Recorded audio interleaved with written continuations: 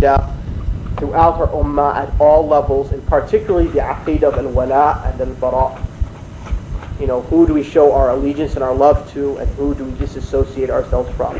This aqidah, this tenet, which is the extension of our testimony of faith, la ilaha illallah Rasulullah. We must spread this, throughout the Islamic ummah, and likewise we must loudly proclaim. Part of that is that all these treaties that have occurred and accords, we do not accept, because Islam was not represented in any of these treaties and these accords, and we neither heard in any of them that Allah said, or the Prophet ﷺ said, or the Jerusalem only belongs to the Muslims. None of this occurred, so therefore we reject these matters. And as I said before, that the Middle East question is fundamentally an Islamic question. It is not particular to the Palestinians or the Arabs or even the Muslims who are alive today, present on the earth today, but rather this issue, it touches every single Muslim until the hour of judgment is established. The second activity, the second responsibility we have, that we must revive the rules of the masajid to fight this brainwashing that is occurring to the Muslims and is directed against us. We do not have the media abilities as the unbelievers have. And we don't have satellite broadcast televisions and so forth. The person who wrote the original lecture which I gave, and the person who wrote the subsequent lecture I gave were put into jail, and the Muslims, have the only way they can spread these lectures are through very, limited means, by tapes and by printing small quantities of the books, and and others like myself try to translate this in other languages. But besides that, we have none of the means. What we do have is our masajid, and we must revive our masajid. And the blitz which is done against the Muslims is something very severe indeed. Recently in the United States, one of the brothers received in the mail a flyer from a company here in England, a clothing company, United Colors of Benetton. Okay, and so basically it was very. They sent a booklet which they printed with the American magazine Newsweek in conjunction with Newsweek, and it's a booklet I wanted to bring along with me, but I forgot. But it's shocking. It wouldn't be good to show in a masjid. The cover of it shows a young man kissing a young girl, and if you look at the inside of it, it's a Bedouin Palestinian Arab kissing. The brother might have seen it, kissing an Israeli woman, and the writing is about like we don't want religious extremism and so forth. And every single page there is a picture of a Palestinian and an Israeli with the message, we don't want religious extremism, we can live together and so forth. Okay, 100,000 copies at least of this have been printed and distributed in the United States alone. Allah knows how many languages and throughout the world they're trying to spread it. I mean, obviously it's being spread in the United Kingdom and so forth. Every Sunday Times paper. I mean, look at the educational, the blitz they're trying to do. Most Muslims are ignorant, and Muslims feel in a state of weakness today. When people see this thing and say, here's an Israeli, a young Palestinian boy and his Israeli girlfriend, and they're living together, and everybody's, friendly and so forth, and here's two Palestinian child holding the hands of an Israeli child and so forth, then, it puts a message. This is an education type of brainwashing they're trying to do to the ummah as a whole. And this is not it. It's not just this one example. Over and over and over throughout the Islamic world. And so therefore, how can we fight this educational blitz? We do not have the ability to put an insert in every single issue of the Sunday Times, right? But what we do have is we have our masajid. And so therefore we have to revive the role of our masajid. This is our final ground. And either we make our stand in our masajid by reviving the masajid, educating the Muslims, or, we will face a very, dangerous future. May Allah protect us. The third thing is that it's incumbent upon us to unify the ranks of Ahl Sunnah wal Jama'ah as a preliminary stage to unify the ranks of the Ummah as a whole. There are a lot of brothers, there are a lot of young men, young women throughout the Islamic world who have understood the basics of the creed and the practice and the faith of Islam. However, though they are divided among so many groups and so many different parties and factions and so forth, it's important that we unite ourselves upon that and we tolerate our differences and understand and apply the etiquette of the Salaf, if we are claiming to follow them, in differences. The Salaf used to have an etiquette in dealing with differences amongst themselves, and we must learn to apply that etiquette. And we must unite not just in name, to say, we want to unite, but we must unite on practical da'wah plans. And it's something which I try to repeat to the brothers every single time I come here and visit you, that you need to have practical da'wah plans by which you unite yourselves upon. Fourth is that we must establish Islamic financial institutions to fight the usury-based financial institutions that seek to invade the Muslim lands. I mean, one of the problems that Muslims face, whether they're minorities in the West or whether in the Islamic lands, is that they find themselves always in a shortage of money, and the only way for them to get money is usually they have to get loans, and these loans are by these financial institutions. I mean, the Muslims deposit billions of dollars of their wealth. I mean, how does the economies of the United States and Europe run? They run upon the billions of dollars deposited, right, in Arab oil wealth in their banks, which they then use, and they sell, cheap consumer products in the Middle East, and so forth, and the cycle repeats itself. So, to have our own, economic institutions is a requirement. Likewise, you must be aware of the subtle changes being introduced into the educational curriculum, the different types of messages we receive. Recently, a brother sent me an email about a news group appearing on the internet, which is called Children of Abraham, which is trying to say that basically, we're all descendants of Abraham, and so therefore, Abrahamic faith we should love and work together. And so these are types of messages we should be aware of. These type of, and we should understand the verses of the Quran and the Hadith with greater understanding and learn to apply them to our situation. I mean, last night a young brother came to me after the lecture, and may Allah reward him for speaking frankly with me, and there's no problem in brothers having an exchange of opinion and ideas, but he felt that today's lecture that I'm giving today, right now, is of no value. And he said, what is the value of us Muslims, knowing about, we should concentrate on tajweed and so forth. And it's true, we should concentrate on learning how to recite Allah's book. Okay, but when we know how to recite the passage of Surah Al-Baqarah correctly, right, are we not supposed to understand those passages that talk about Bani Israel?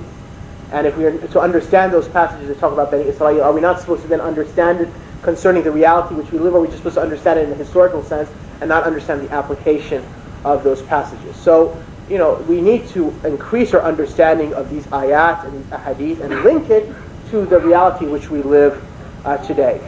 Likewise, it's incumbent that we spread hope throughout this ummah of the eventuality of Allah's true promise. Allah subhanahu wa ta'ala, the future is for Islam.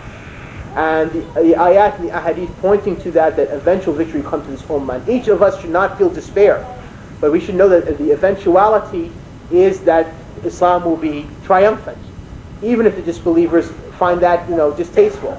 And this is Allah's promise. And in fact, no hardship occurs to this ummah, no difficulty occurs to this ummah, but it leads the ummah to cleanse itself and to lead it to a greater good. And so therefore, we should spread hope throughout this ummah.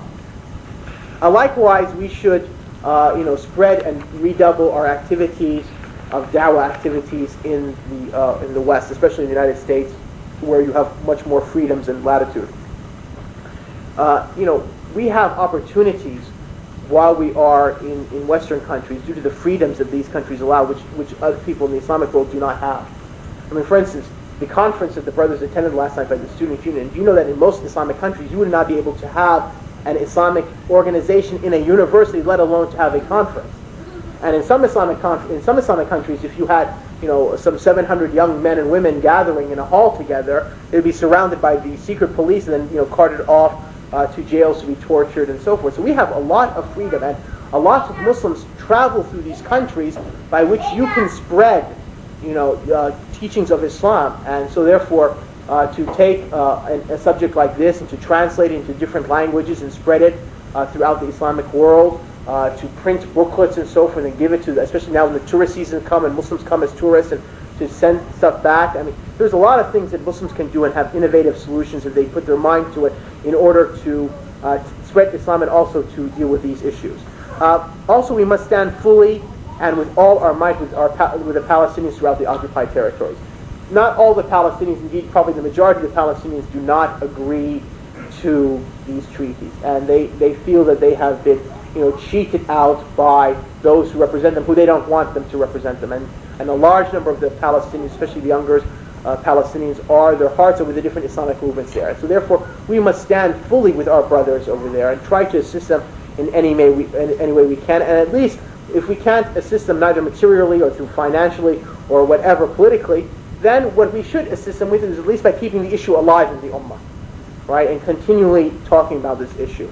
Likewise, of course, for the Muslims, the countries, Muslims, they should withdraw, all their deposits and their monies in the banks of these unbelievers and spread it upon the needs of the ummah. And finally, we should understand that the Muslim people today, even though we're poor, even though we're being battled and so forth, we live a life of luxury, waste, and we're in a state of void. All right, Muslims just aimlessly go about just consuming and products and so forth, and really have no direction. Okay, and so therefore we must fight this type of lifestyle that Muslims engage in. We must understand the situation which we are in, which is that we are in a battle which is not one of victor and vanquish, but is a battle for existence or extermination. And so therefore we must muster all our energies in the ummah to face this enemy which is tentacles in every single corner of our things. So we must save our money, we must limit our spending, we shouldn't waste our time, and we should use all our resources in order to advance the cause of the ummah. We are in a way, even though we're not maybe physically engaged in a conflict, we are in a state of war. Okay, the ummah of the unbelief has surrounded the Islamic ummah and is trying to annihilate it once and for all. And the Muslims are in the weakest point of their history. And so therefore, if young men and women don't realize the point of history they're in, and they don't realize the responsibilities which are upon their shoulders, they would not then be able to meet the challenge. And what Allah subhanahu wa ta'ala will do, Allah will replace us with the people who love Him and His Messenger and are willing to face the duty which is in front of them. Anyway, those are some of the thoughts I had regarding this, and I ask Allah subhanahu wa ta'ala to increase us in fiqh and His religion, and to guide us and His ummah to the straight path. أقول قولي هذا وأستغفر الله لي ولكم سبحانك اللهم وبحمدك أشهد أن لا إله إلا أنت أستغفرك وأتوب إليك.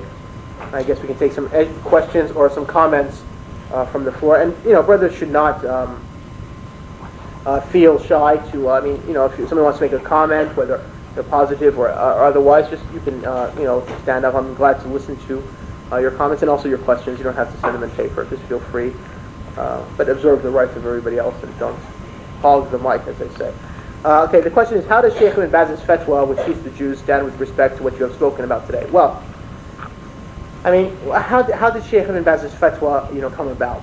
First of all, it was done through a newspaper interview, and the newspaper which interviewed him was a Shaykh al-Awsat, okay, which is printed here in London. And if anybody knows anything about Arab newspapers in the Shaykh al-Awsat, Shaykh al-Awsat is a secular newspaper, which also has other publications and so forth, which spread a lot of corruption to the Muslims and so forth. So they did an interview with Shaykh ibn Baz a few years ago, and they asked a question regarding peace in a very hypothetical sense. And the Shaykh responded, and then what happened was, they took that, they published it in the newspaper, and then quickly the Israeli government, made a statement, and the United States government made a statement, saying that, look, the leading religious authority in Arabia has said peace is okay, and so they twisted Ibn Baz's words towards that matter. Now, what happened was, thereafter, a number of brothers went and visited Ibn Baz, and they had a conversation with him. And that conversation is on tape, and it's been printed in certain magazines and so forth, where they tried to tell Shaykh Abdul Aziz that, look, the issue is not as it was presented to you in the question, and that the matter is, these are the aims and so forth. And so Shaykh, and also the Muslims also, like for instance, Dr. Yusuf al-Qaradawi wrote an article, concerning what Shaykh Ibn Baz said, and it was printed in Mujtama magazine. And so Ibn Baz came out with a clarification that if the treaty says such and such and such and such, then it's not valid and so forth, that these are not allowed in the treaties and so forth, but that just a treaty in and of itself is permissible. And as I mentioned in the lecture, a treaty between the Muslims and the unbelievers is permissible in Sharia. If it's in the Muslims' advantage to make a treaty, is permissible. But the question is that, are the treaties and the accords which are signed today, okay, of those which the Sharia allows? And the argument is, at least which I tried to make today, is that it's not.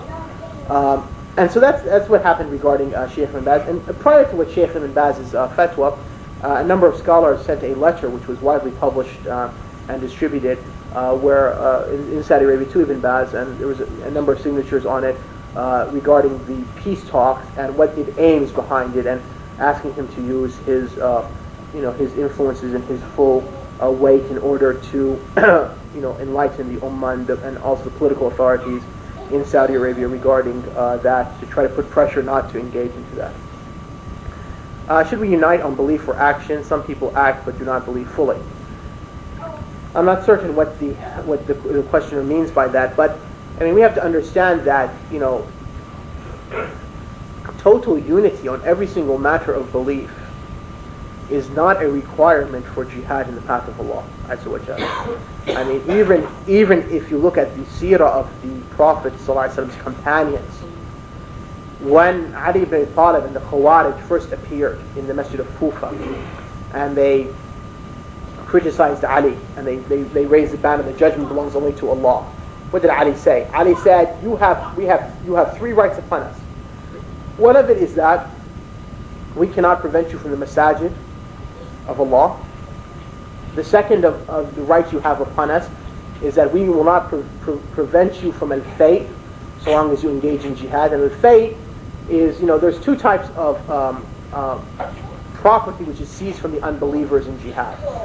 Two types of rulings. One is called al-fay, and what that is when the unbelievers, out of fear, they flee and they just leave everything behind them. Okay, this has certain rulings.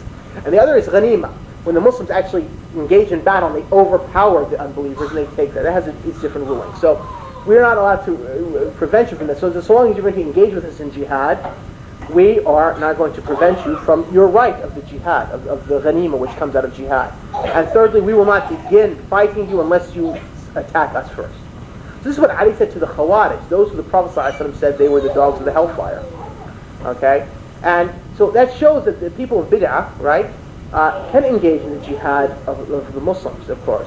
And likewise, you find in the time of Imam Malik, Imam Malik gave a fatwa regarding if a Shi'i participates in jihad, does he have a right of the ghanima? And he said no, because the Shia hate the Prophet's companions, and Allah subhanahu wa ta'ala has said that he who hates the Prophet's companions is an unbeliever, in the end of Surah Al-Fath. So Imam Malik didn't deny the booty from the Shia because they were innovators, but because he considered them, at least of course in Shiism there's different degrees, but the Shiism, at least in his day, he could just consider them unbelievers. Okay. Likewise in Islamic history, all right, if you look at in Islamic history, many of the armies of the Muslims were armies which had some sort of, what we would consider bid'ah in their aqidah, but that didn't prevent the Muslims from engaging with them in jihad. I mean, let us take for instance the Crusades, right? I guess all of us have heard of Salah ad-Din al-Ayyubi, right? Or the West called Saladin. Salah ad-Din al-Ayyubi was primarily, he was primarily what we would consider to be an Ash'ari. That was the aqidah which he was taught as a boy, and that was the aqidah which he believed was the aqidah of Ahl Sunnah wal Jama'ah, and he was very firm upon that. But Ibn Qudama, probably who was the greatest Hanbali scholar of his time, and who lived, he engaged in jihad with Salah ad-Din al-Ayyubi, and was one of Salah ad-Din al-Ayyubi's advisors during jihad. Ibn Qudama, and who's the author of the book Al-Mughni, and one of the greatest, probably the greatest book in fiqh in Islamic law, and also his cousins and nephews and so forth. So the point is that they still fought the Crusaders together. They didn't say, well, Salah ad-Din al-Ayyubi on this point of Allah's sifat was taught something, and until we clarify this point of Allah's attributes with him, we're not going to engage in jihad with him.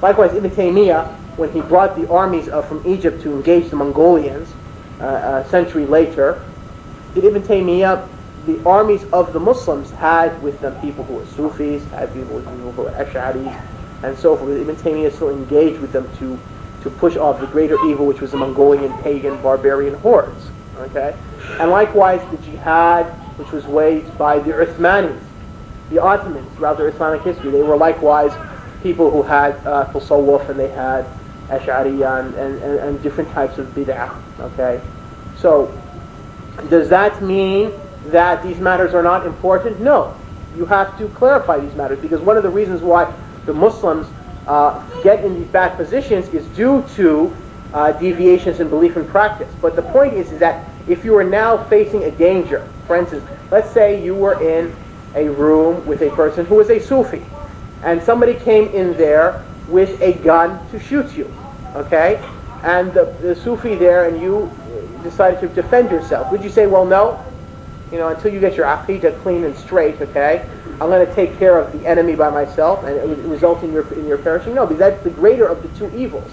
So the lesser of the two evils is because you are all gathered by iman. There's a certain basis of Islam there. He doesn't become murtad. Now, if he's a murtad, if he's an apostate, like a Qadiani, for instance, or a follower of Louis Farrakhan in the nation of Islam. That's a completely different issue here. We're talking about a person who's still a Muslim, but from Ahlul Bid'ah, still he is. And likewise, we should understand that, the flag which is going to be victorious is the flag of the Sunnah in the end. Yes, brother? No. But how about practically? How do you see? I don't see much roles in terms of actual jihad itself. And the reason why is because,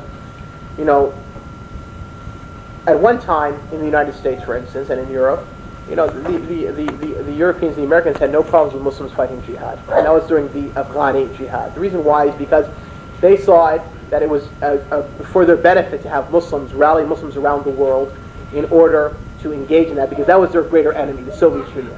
Okay? But that's changed now. Okay? At that time, in the 80s, in the United States, for instance, in New York, they used to have a center, which was, everybody knew about it. We used to go there, and they would give you a ticket to fight in Afghanistan. Abdullah Azam came to the United States, and he had his people around him. They were carrying machine guns and stuff like that, and nobody said anything to them. Okay? But that was then. Why? Because why did the United States allow that? Because they had a greater enemy, which was the Soviet Union. So Muslims talking about jihad and making donations and so forth was fine. Once the Cold War was over, once the Soviet Union was dissolved as a country, then the whole weight of the West turned towards the Islamic world, their eternal enemy. And it changed. It changed now. So now when people talk about jihad, you're labeled as a terrorist, or new laws have been passed. People can get arrested and so forth. So I don't believe it's in the benefit for Muslims who really can't do much to do that. But we do have certain parameters which they really, even if they dislike it, you haven't crossed the red line, and we can sort of engage in, without much difficulty, perhaps some harassment, but not much difficulty, like awareness, sending charities and charity work and so forth. That's relief work is allowed and so forth, and these are good venues to which we can participate in. Okay, but practically speaking, I don't see much that we can do other than that, and Allah knows best. Okay, where was I? Questions?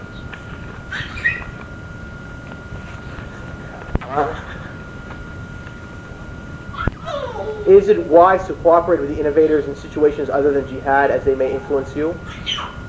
The point is that the foundation, right? The foundation of the religion of Islam is to abandon the innovator. This is from the Sunnah of the Prophet ﷺ, and abandon the sinner. This is the root. This is the guiding principle. Okay, but there are exceptions to it, and the exception is when the benefit, because abandoning the innovator, as I've explained in other lectures, is a type of Sharia punishment. It is used to reform the innovator and protect the others from falling into that innovation. Okay? But when innovation is the majority, when impiety is the majority of the cases, and to abandon then therefore does not create the effect it's supposed to create, okay, then it does not become the course of action to take, but rather the other course of action to take, which is to draw close to the people in order to influence them positively. All right, that's what brothers seem to fail to understand. So, cooperation with the innovators in general is prohibited, but there are situations, other than jihad, which it might require cooperation, and this is upon the benefits and the harms of that situation. Every issue and every time differs. Yes. Is that well known amongst the scholars? Because brothers will come to you and quote to you, And what is Imam al-Barbahari's book? Imam al-Barbahari's book, Sharh al-Sunnah, is a preliminary text in Aqidah. You see what I'm saying? A preliminary text in Aqidah. It summarizes the statements of Aqidah in a sentence or so. Okay, it's like a handbook, but it's not an explanation of the Aqidah in full. If one wants to find this issue in full, for instance, there's like a 12-page fatwa regarding just dealing with the innovators and banning them or not by Ibn Taymiyyah. All right, in his 28th volume of his Fatawa. If one looks in the books of Aqidah, one finds longer passages. One looks in the books of Hadith, look in Fath al-Bari, what Ibn Hajar has written about the situation.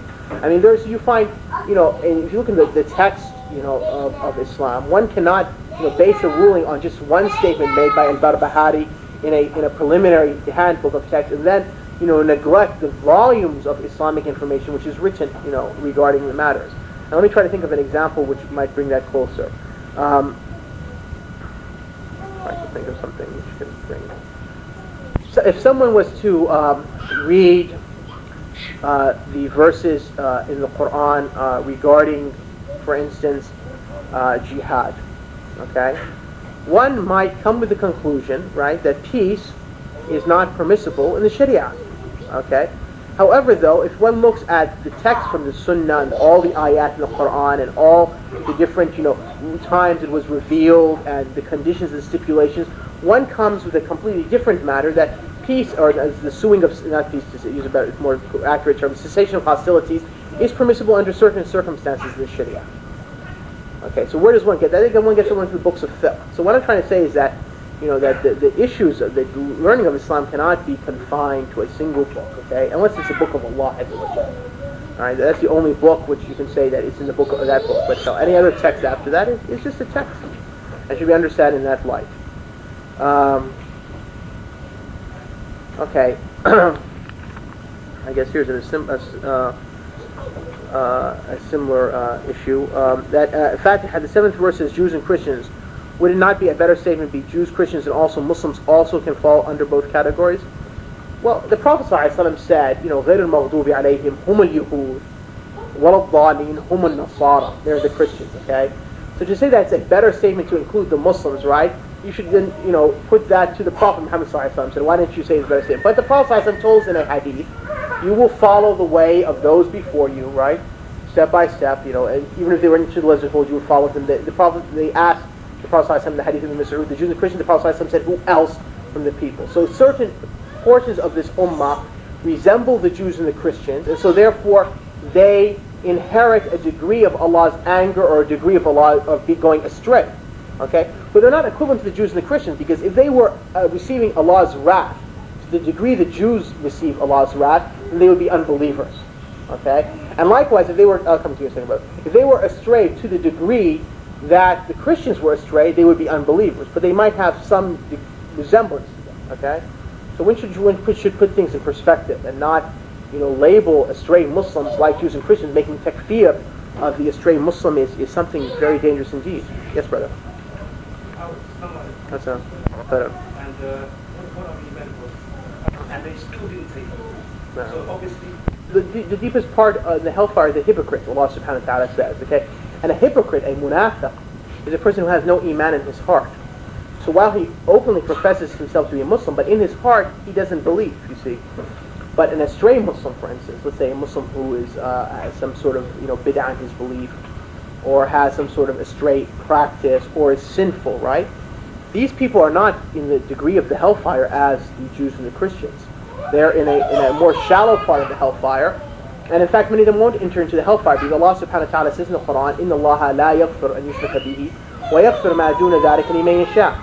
Allah does not forgive the sin of associating anything with Him, but He forgives any other sin to whom He pleases. To whom He pleases. So there are some sinful Muslims, there are some people of Ahlul Bid'ah, innovators, right, who will be forgiven by Allah Azza wa Jalla and will not enter the hellfire. Allah will forgive them. Why? Because maybe they were tested with a test in this world. Maybe they received punishment in the grave. Maybe they received the intercession of the Prophet Muhammad sallallahu alaihi wasallam. Maybe because they had so many good deeds that it outweighed these evil deeds. I mean, there's different ways that it removes the punishment. But the problem is that if you die upon a sin, if you die upon a bid'ah, you're under the threat of punishment. When the Prophet ﷺ said that his ummah would divide into 73 groups, 72 would be into hell, he wasn't condemning those 72 groups into hell for all eternity. But he was putting them under the threat of punishment. So many of them will be forgiven. Many of them will enter into paradise and not go to hell whatsoever. And some will go to hell and be punished because of their innovation, because innovation is like sinfulness. And so therefore they're under the threat of punishment. See, under the threat of punishment is not like to be condemned to punishment like the Jews and the Christians are for their unbelief. His sins surrounding him is the unbeliever.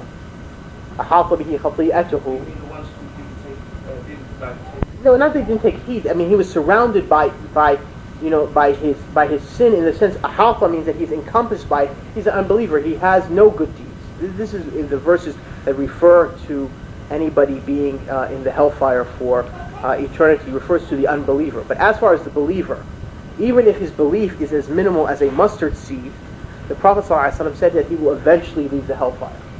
So our brethren who are sinful, our brethren who are innovators, right, we fear for them that they will be punished by the hellfire, because the punishment of the hellfire is not an easy thing.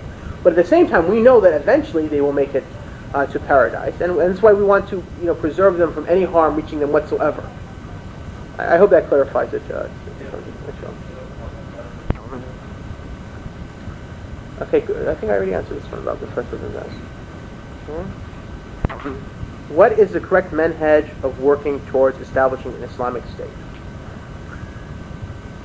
Let's see, why haven't the Saudis at any time fought against the Jewish state, that is after First World War and during the 60s and 70s? What is the view of the top scholars in Saudi on the scholars who are in prison? Do they see them as deviants? This came twice, another question. Okay.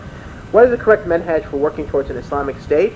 I sort of mentioned a hadith in the beginning, in passing, about the hadith of Abu Dawood, where the Prophet ﷺ said that if you forsake jihad, and that if you hold on to the cow's tail, which means that you're engaged in worldly pursuits, and you engage in aina, you trade in aina, which is a type of riba thing, Allah will strike you with a humiliation which will not lift from you until you return to your religion. So that's the correct manhaj to establish an Islamic state. Return back to the religion.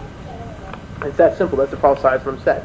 And returning back to the religion does not mean, as I explained last night, does not mean just one aspect of the religion. It doesn't just mean, calling to jihad and not correcting the aqidah. It doesn't mean just correcting the aqidah and worship and neglecting jihad and politics. It doesn't mean just in politics and neglecting family affairs. It means returning back to the religion of Islam.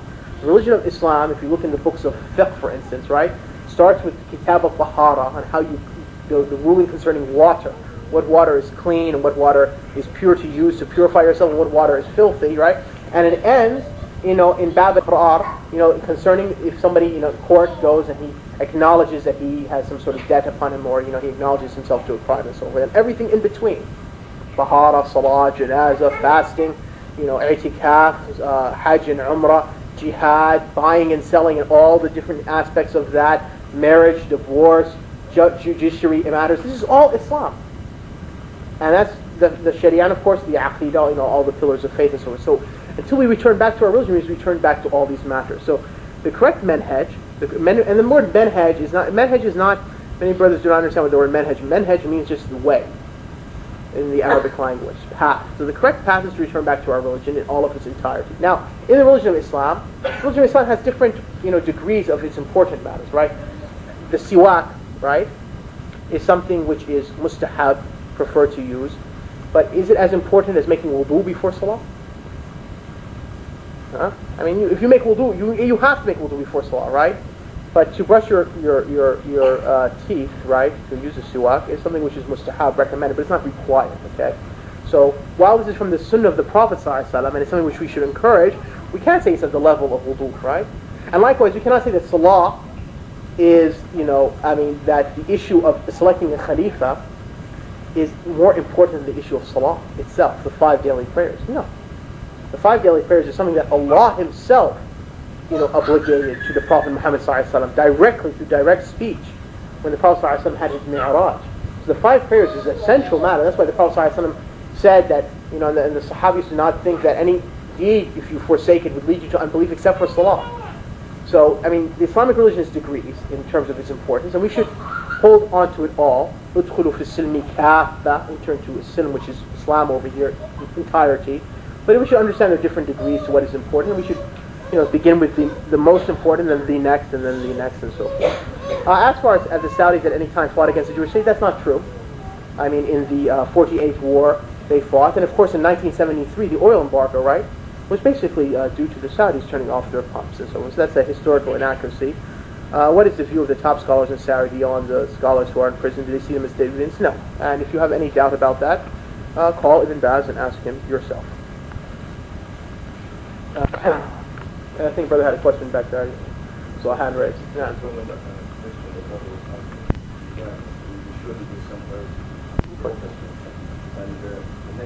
I guess you weren't last night in my lecture. I discussed this matter, but I'd like just to sum it up just very clearly. Okay, basically in terms of revival, there are 4 different trends in the Islamic world. Okay, the first trend is those who we might consider to be those who consider themselves they want an enlightened Islam. And in other words, they're trying to say that they want to make Islam much like Western teachings, Western culture, and Western philosophy, and Western society, and so forth. So they're trying to change the different Islamic practices to make it in line with the West, which is now, materialistically, materially is the stronger, culture at this time. Okay, and so these people are known as the modernists, Okay, and certain Islamic movements have been affected by this, and Muslim individuals have been affected by this train of thought to different degrees. Okay. Now, while it is true, some of what they say that there are certain new issues to which we need new ijtihad for, certain new things have occurred in the Ummah, like the presence of millions of Muslims in a non-Muslim country. This is something which has never occurred in Islamic history before. And so we need new ijtihad in order to deal with these matters. However, though, they extend that to actually changing much of what is confirmed and which is unchangeable of the Islamic religion. Okay? And so that's error on their part. Another group of people say, well, the Ummah reached this state because it left jihad, which is true, and so therefore we have to revive jihad. But however, here, they don't distinguish between the jihad, which is directed against the unbeliever, who is an unbeliever, what is known as al-kafir al-asli. He is by origin an unbeliever. Like the Serbs who attacked the Muslims, originally in Bosnia and then thereafter, like recently in Kosovo, okay? And between Muslims who are astray. And so therefore they believe that the only way to revive the Ummah is to slash and burn everything and build it from anew. So while some of what they say is true, however, they have extremism in this matter, so they lead to cause more corruption and more harm for themselves and the other Muslims in other ways. A third group of people say that they don't have any really idea on how to engage the world, so they sort of want to withdraw. And by wanting to withdraw, they sort of sometimes, some of them, just want to engage just in education and teaching and so forth. Okay? And here there's some truth to it, because a lot of what has happened is because Muslims are ignorant. And so therefore we need to sort of like take a step back, right? Which is, there's some truth to that, and engage ourselves in education. But that itself is not a solution in and of itself, because you cannot totally engage yourself. The kuffar come running after you. It's not like we're living, 500 years ago, okay? And the world is not interconnected. Now the world is like a global village, you see? I mean, I was, 6 hours, and I'm back in the United States, okay? You can pick up on the internet. I teach a course in a university, an Islamic university. I have 40 students from 9 different countries, and I communicate with them online at the same time. So, this is, distance and so forth no longer is an issue, and so therefore you cannot completely disengage yourself and close yourself off to the world. The world will come after you, even if you're in the most remotest region of the earth. So this manhaj is also has some error in it. And then finally, the correct way is that we should take Islam as a whole. And so sometimes that requires for us to focus just on education, and at other times it requires on us to focus on jihad, and other times it requires for us to focus on charity and relief work, and other times it require upon finding new solutions to new problems to which we're not specifically addressing the Quran and the Sunnah, but to use the text of the Quran and Sunnah to revive a new ijtihad for these new problems facing us. And at other times it requires for us to engage in political affairs and so forth. So we take Islam in its full breadth. And this is the the view which I think, inshallah ta'ala, will assist us, and may Allah subhanahu wa ta'ala bring us to that. You had a follow-up question. I forgot what you said. I'm sorry. Problem. I mean, in Wala and Bara, again, you have people who are negligent. Okay, like that that flyer which is brought out. I mean, obviously the Muslims in there. When he had his Jewish girlfriend and holding hands. I mean, these people have no concept of Wala and Bara, right? And you have others who, because and this is a problem. They're Allah has removed from their hearts, and may Allah preserve us from this, a love for jihad and an animosity to the unbelievers, and they have turned that towards a fellow believer. Okay, and this is another extremism in another direction. So neither do we want to be negligent concerning Wala and Bara, nor do we want to be extreme regarding Wala and Bara. So we make our brothers in Islam, right? We make them unbelievers, and we make the innovator or the sinful an unbeliever. That's another extremism. I mean, even if we don't call him a kafir by name, but we deal with him as a kafir, we've still engaged in some sort of sinfulness. And Allah subhanahu wa ta'ala has said, when we recite the verse, رَبَّنَا اغْفِرْ لَنَا وَلِإِخْوَانِنَا الَّذِينَ سَبَقُونَا بِالْإِيمَانِ, that when oh Allah, forgive us and our brethren who have preceded us in faith, right? This includes every single believer in this ummah, even the members of the 72 straight sects.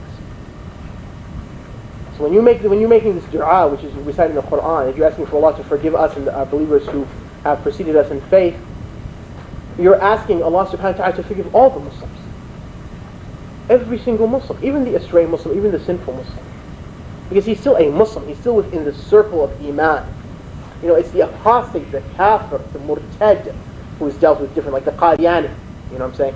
Or the person who says that, Elijah Muhammad is a prophet after the Prophet Muhammad sallallahu alaihi wasallam. These are the people who are dealt differently. So I hope that clarifies that. Would it not be fair to say that what is happening in Palestine is a product of Arab nationalism? Yes, it is a product of Arab nationalism. It's a product, as I mentioned, that the last thing we should understand is that we should believe that what has occurred to us is due to us not applying Islam in our lands, and part of that is because we replaced it with Arab nationalism. We come in contact with brothers who declare Muslims to be committing an act of kufr and being in misguidance when committing sins and errors, like drinking alcohol, fornication, shaving, or trimming the beard. Please would you explain to us the correct understanding of kufr and sins in accordance to Ahl-Sunnah wal Jama'ah, and would you also add the true understanding of kufr in relation to sins according to Salaf? Would you explain Tawheed in light of Quran and Sunnah, understanding of Salaf, especially the category of Hakimiyya? Who was the first Muslim to call this, and who was most contemporary scholars warned against this, which scholars have been upon this of the past and present? Would you explain the methodology of Dawah Salafiyya? Does this Dawah change with time, or does it stay the same? MashaAllah. And I have, I think, 2 minutes left before this lecture is over. Okay, let me try to be very, brief in answering these questions. We have distinguished between kufr and sinfulness. Okay, the Prophet ﷺ said in a hadith, and this is probably the best way for us to understand it. The Prophet ﷺ said in a hadith regarding iman that iman has over 70 branches. Okay, the highest of which is to say La ilaha illallah, and the least of which is to remove something harmful from the road, and that al-haya, or modesty, is a branch of faith. Okay. So the Prophet ﷺ, described iman as a tree, having branches to it. Okay, and that he called each branch of iman, each branch is called iman itself. The roots of this tree are the 6 pillars of iman, which the Prophet ﷺ explained in the hadith of Jibreel, that iman is to believe in Allah, His angels, His scriptures, His messengers, the last day, and to believe in Qadr. Now, when I go out to a tree outside, and I take off a branch of that tree, is it still a tree? Okay. When I take off 2 branches, is that still a tree? But it's not a complete tree anymore. And I can take off many branches, and it's still not a complete tree. Okay? But it's still a tree. When I cut it at its trunk, do we call that a tree in English language anymore? We call it a stump, right? It's no longer a tree. Okay? And so likewise is the issue of iman. When one of those 6 pillars in the heart are removed, then iman no longer exists. Okay?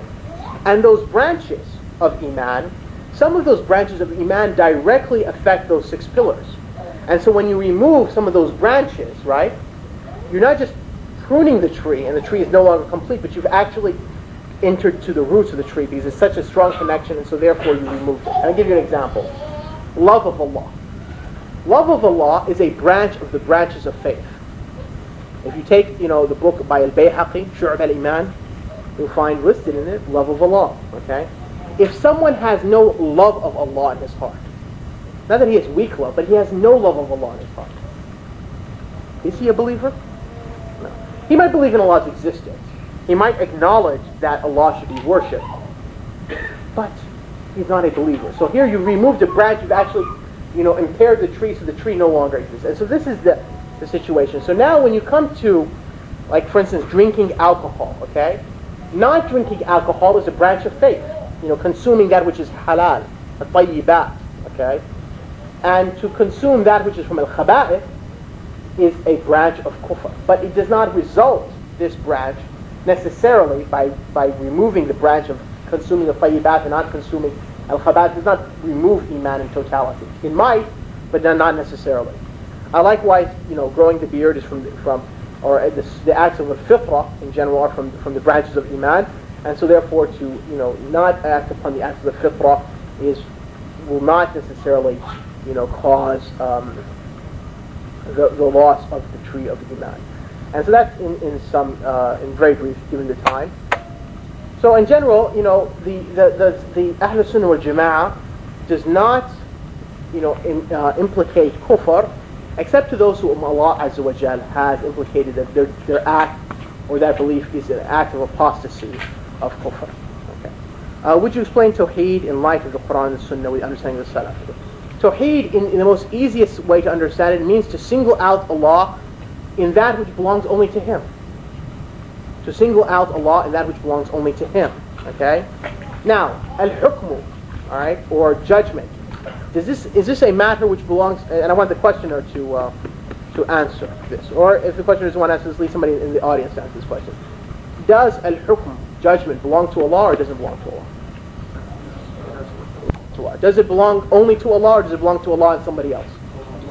Only to Allah. Okay. And as I explained last night, and explained before, al-hukm is three types. One is al-hukm al-qadari, al-qada'i, that Allah subhanahu wa ta'ala is the judge in the sense that He decrees this matter and that. Does anybody decree something in the universe, benefit or harm, besides Allah Azza wa Jalla? No, okay. The other thing is the al-hukm al-jaza'i, that Allah judges the deeds of humanity on the Day of Judgment. Does anybody will judge the deeds of humanity on the Day of Judgment besides Allah? No. The other thing is the judgment in terms of commanding and prohibiting human beings as to what you can do, what is halal, what is haram, what is religion, what is not religion. Does anybody do that besides Allah Azza wa Jalla? No. So we've all agreed this is the tawheed which belongs to Allah Azza wa Jalla. So, whether you call it, al-hakimi or not, it's just a term. But the idea of al-hukm, which is mentioned in the Quran, as Allah subhanahu wa ta'ala says, إِنَّ الْحُكْمُ إِلَّا لِلَّهِ, that al-hukm belongs only to Allah. This is mentioned in Surah Yusuf, it's mentioned in Surah Al-Nisa, in Surah Al-Maa'idah, and Surah Al-Kahf. وَلَا يُشْرِكُ فِي حُكْمِهِ أَحَدٌ. Nobody associates in His hukm, and Surah Al-Shura. And so therefore this is something which belongs to Allah, which we must give to Allah in all three of these matters. Now, why do most of the contemporary scholars warn against it? Do the contemporary scholars warn that judgment belongs only to Allah? Let's take the question at face value. Do the contemporary scholars say that judgment belongs to other than Allah? And whoever says that judgment belongs to Allah, they warn against it?